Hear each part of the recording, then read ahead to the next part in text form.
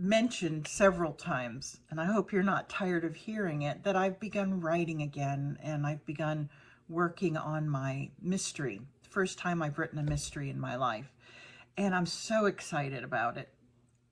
But it didn't come in just a sudden burst.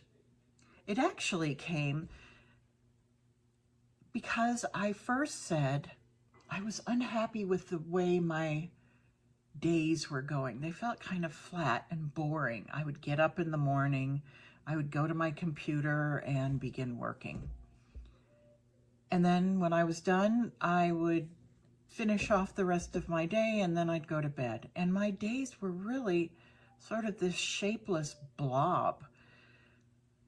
And that really bothered me because I missed a sense of purpose.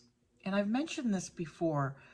When I was in high school, I was a swimmer, and that took about 20 hours a week of my life. But I loved it. I loved being a swimmer. I loved competing. I loved being on a swim team. That was something that took up a lot of space in my life, but I loved it because I had this passion for competition. And I missed having something like that purpose in my life now. And if you, for instance, have had a really fulfilling career and now you've retired, you might also have this feeling of an empty space, something that you want to fill, that career of yours previously filled, something that engages you mentally or physically or emotionally. So the first step is to make space for that to happen in your life. It's not enough to say, I want to write every day, and then your day gets away from you and you end up writing, well, for 5 minutes before or after dinner.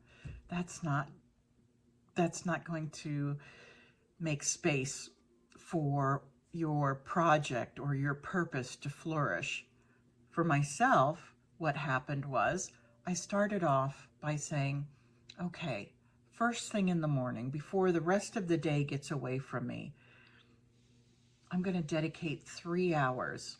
And at the time, I just started by saying, I'm going to dedicate these 3 hours to writing in my journal,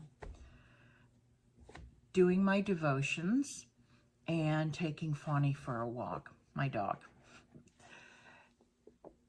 And once I got into the rhythm of that, I realized just that little change opened this regular space in my day that I knew was reserved for the things that meant the most to me.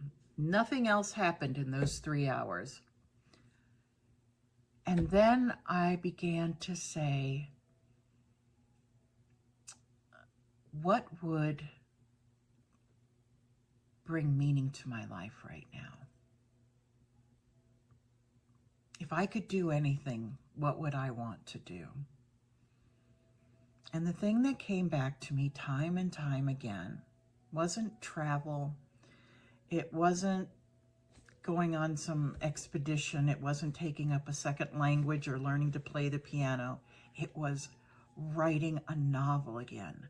Because in my memory, I remembered that 15 years ago, 20 years ago, when I was writing, I loved it. The feeling of getting lost in a story of my own creation